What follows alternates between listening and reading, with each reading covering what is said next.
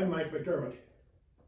In this video, I'm going to take a look at two more of the campaigns that were fought by the United States Army during the Indian Wars. These two campaigns, conducted down in the southeast, in what's now the states of Georgia, Alabama, and Florida, were conducted against the Creek Indians and then the Seminole tribe. But to start off, in 1813, the Creek War, also known as the Red Stick War and the Creek Civil War, took place during the War of 1812 and was initially a conflict between various Creek tribe factions. It later became a war with the United States, complicated by both Spanish and British support for Creeks opposing American expansion. The war took place largely in Alabama and along the Gulf Coast, and started over issues of economic and cultural assimilation. Many of the 24,000 Creeks were farmers occupying 100 or more towns, and they had enjoyed long-standing commercial arrangements with Spanish officials and with British traders in Florida. The 1804 Louisiana Purchase, which neither the Spanish nor the British recognized at the time, brought the United States into the region. Pressure from American settlers amplified that split between those Creeks who had long accommodated outsiders versus a minority of nativists known as Red Sticks, who adhered to traditional leadership and culture to include the preservation of communal land for farming and for hunting. The term Red Stick referred to a bloody war club, and some of the Creeks who had heard Tecumseh during his 1811 visit accepted his call for pan-tribal cooperation and a war against the Americans. The Creeks who favored assimilation became targets of those militant Creeks who began attacking individuals, killing their livestock, and burning their homes. The intertribal conflict grew more contentious, and on the 22nd of July, 1813, a group of Red Sticks attacked a town of people who favored assimilation. Retaliation quickly followed, and a number of Red Stick towns were then burned. So this was creek on creek fighting. The United States became involved when a group of Alabama militia attempted to intercept 350 Red Sticks returning from Spanish Florida with newly acquired weapons. The militia was defeated at Birdcorn Creek, and a wave of Indian attacks throughout the region soon followed. About 500 settlers plus 70 militiamen gathered for protection at Fort Mims in southern Alabama. And approximately 1,000 Creek warriors led by two mixed blood chiefs named James McQueen and William Weatherford overwhelmed that outpost, and only 36 Americans survived the massacre.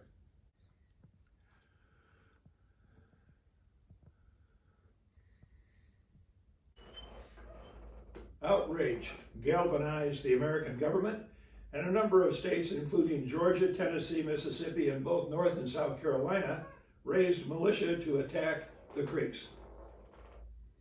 A mixed force of 1,300 Georgia militia and friendly Creeks, commanded by General David Adams, crossed into Alabama and attacked a Red Stick town, killing about 200 of the warriors.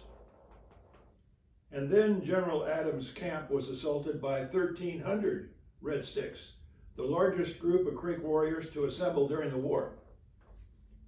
Fatalities totaled 22 Americans and 37 warriors when both sides withdrew. The action was Georgia's last offensive effort during the Creek War.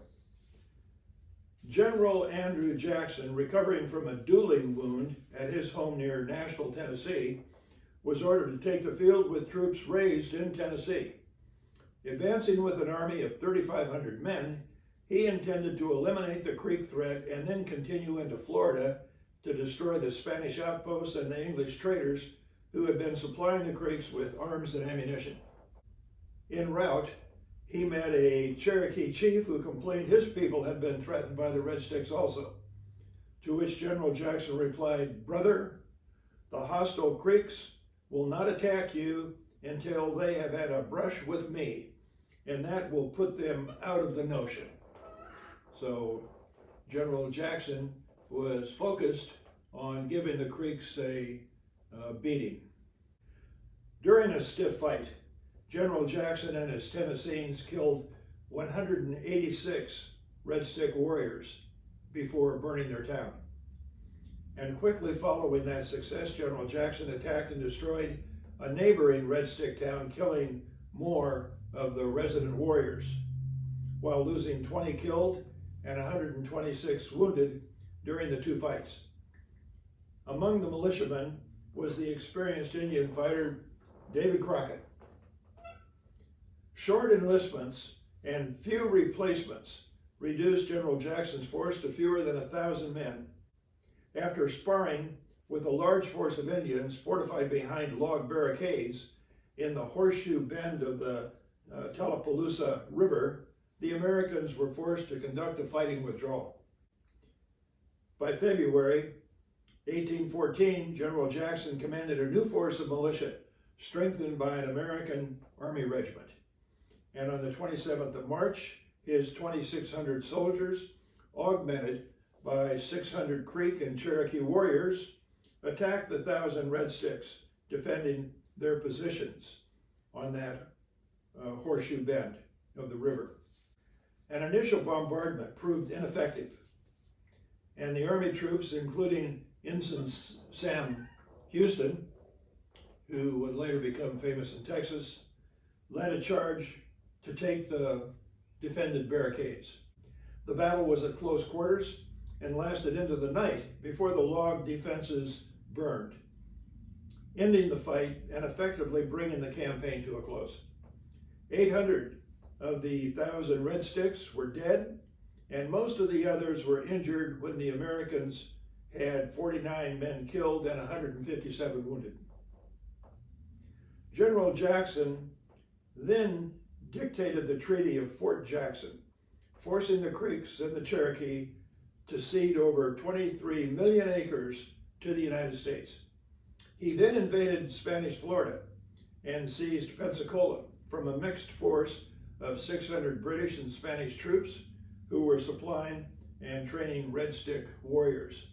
2 months later, on the 8th of January, 1815, he successfully defended New Orleans from a British invasion.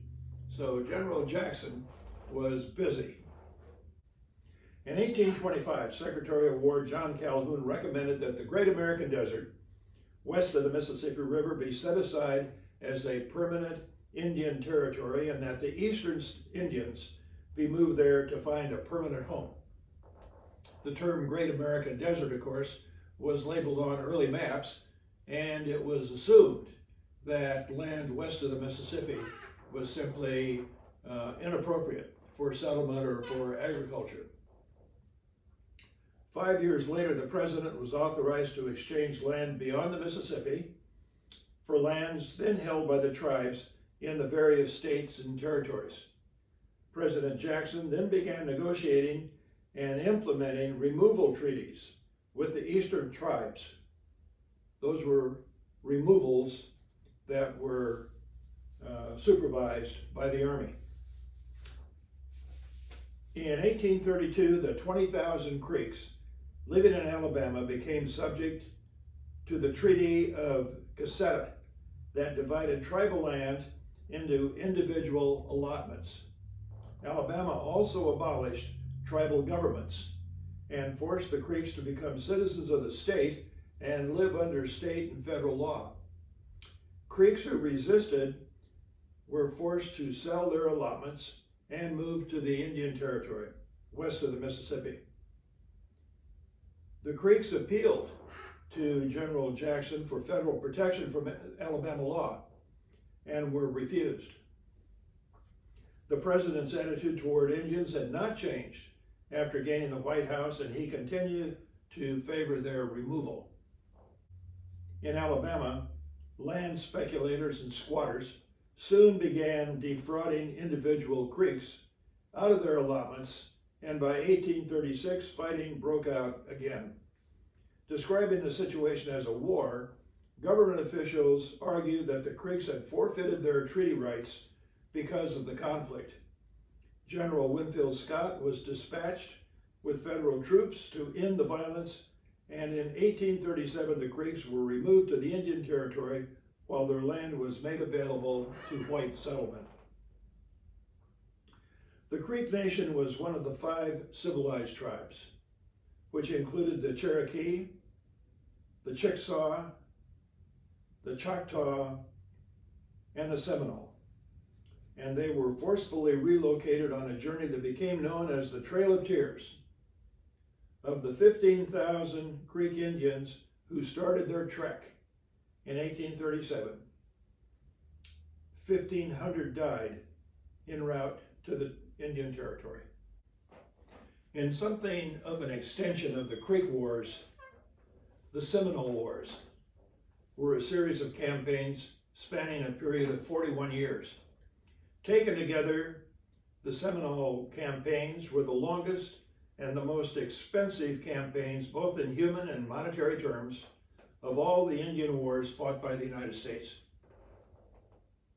The Seminoles, a tribe comprised primarily of Creeks who were resisting American expansion, Indians from several other groups, and escaped slaves, sometimes referred to as the Black Seminoles, conducted a thriving trade with the Spanish and the British while developing their own traditions in Florida. David Mitchell, the American Indian agent at the time, stated that the First Seminole War began on the 21st of November, 1817, when 250 militia, commanded by General Edmund Gaines, attacked the village of Foultown in southwestern Georgia.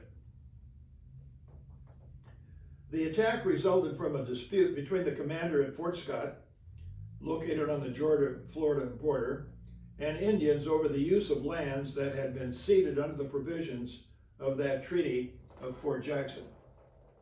Violence quickly spread, and a week later, a supply boat for Fort Scott carrying 50 people was attacked on the Apalachicola River. One woman was taken prisoner by the Indians, and 6 survivors from the boat made it to the fort.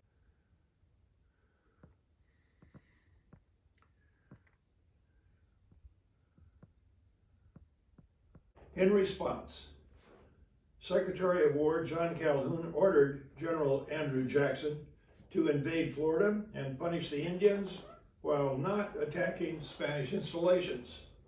But on the 15th of March, 1818, General Jackson crossed into Florida with 800 federal soldiers, 2,000 Tennessee and Georgia militia, and 1,400 Creek warriors who had joined him. His army quickly overran several Indian villages before seizing the fort at St. Mark's on the Gulf Coast and arrested an English trader accused of selling guns to the Indians. The Americans then destroyed several villages of Black Seminoles and a Red Stick village, killing 40 warriors and finding the American woman that had been captured the previous year in the supply boat attack. General Jackson also arrested a self-appointed British agent who was tried by military tribunal and executed by firing squad. The traitor, who had previously been arrested, was also tried, and he was hanged from the yardarm of his own ship. And on 28 May 1818, General Jackson, for the second time in his career, and despite his instructions, seized Pensacola from the Spanish.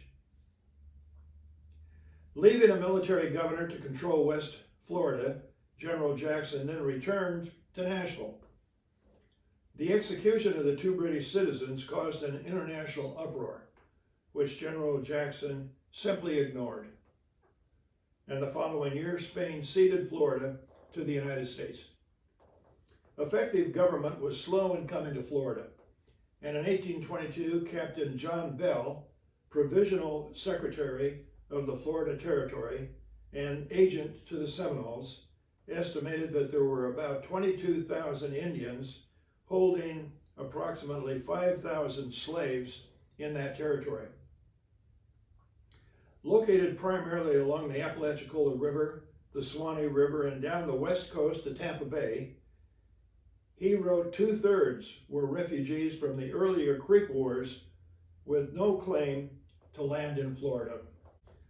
The following year, the government decided to establish a reservation for the Seminole to provide them dedicated land, and the Treaty of Moultrie Creek identified boundaries for an area covering 4 million acres in central Florida.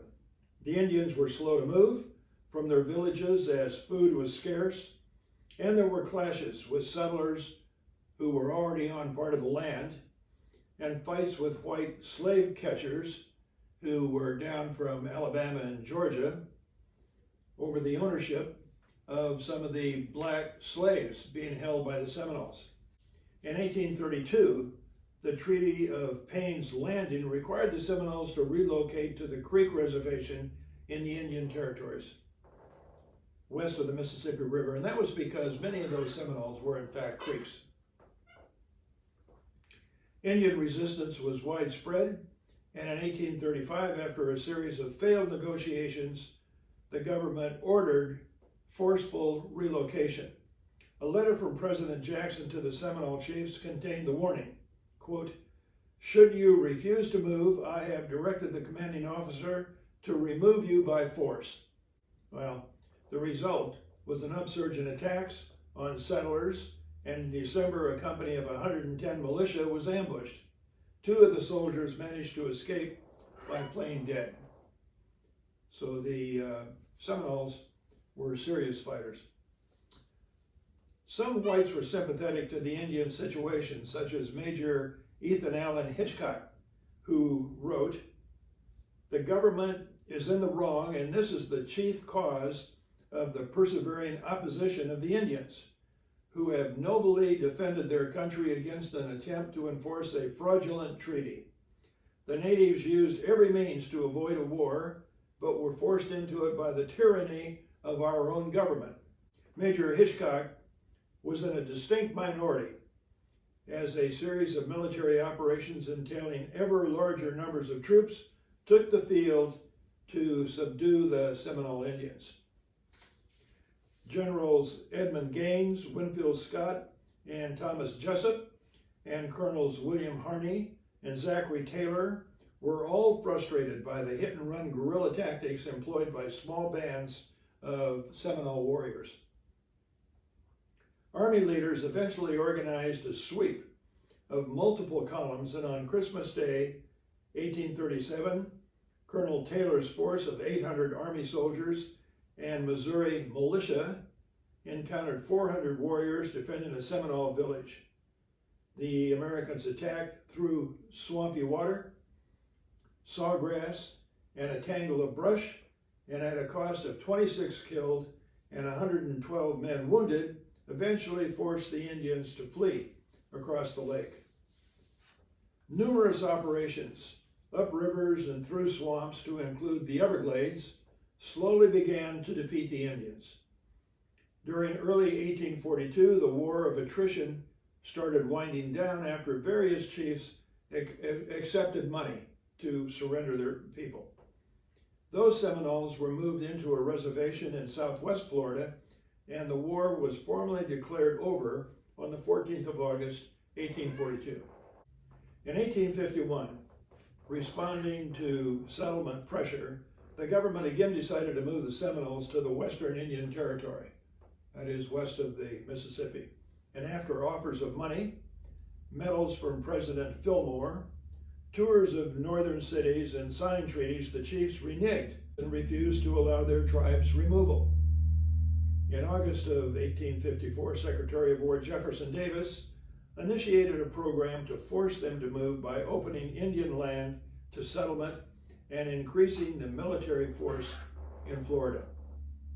In response, the Indians ambushed an army patrol at Christmas time, 1855, and although the militia was called out, violence spread as travelers, settlers, and groups of soldiers were attacked and killed.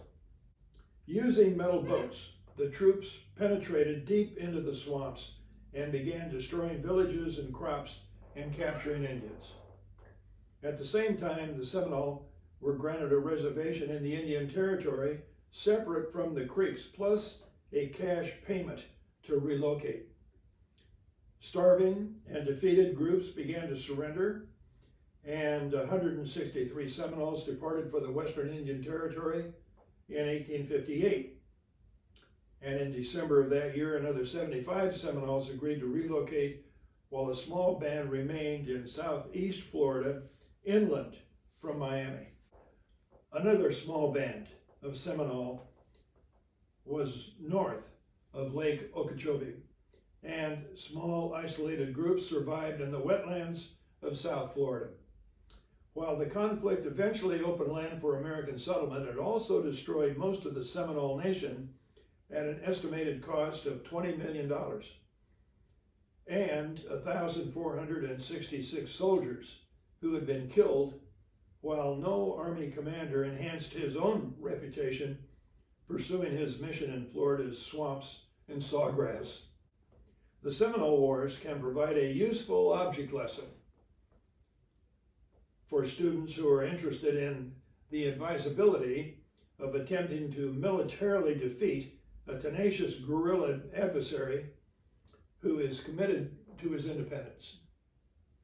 And that ends the Seminole Wars.